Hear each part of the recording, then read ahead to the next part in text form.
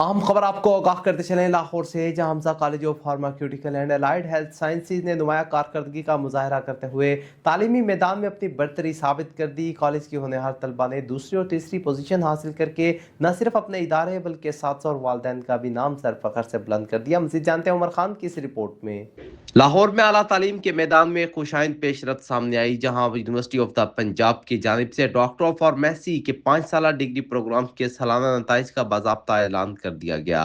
نتائج کے مطابق مجموعی کامیابی کا تناسب 92% رہا، جو تعلیمی معیار اور طلباء کی محنت کا واضح ثبوت ہے۔ نتائج میں Hamza college of pharmaceutical and allied health sciences نے نمایاں کارکردگی کا مظاہرہ کرتے ہوئے تعلیمی میدان میں اپنی برتری ثابت کر دی۔ کالج کی ہونہار طلباء نے دوسری اور تیسری پوزیشن حاصل کر کے نہ صرف اپنے ادارے بلکہ اساتذہ اور والدین کا نام بھی روشن کیا۔ اس موقع پر معروف ماہر تعلیم ڈاکٹر غلام عباس نے کامیابی پر اللہ تعالیٰ کا شکر ادا کرتے ہوئے کہا کہ یہ شاندار نتائج طلباء کی شب و روز محنت، اساتذہ کی پیشہ ورانہ صلاحیتوں اور والدین کی مسلسل حوصلہ افزائی کا نتیجہ ہے۔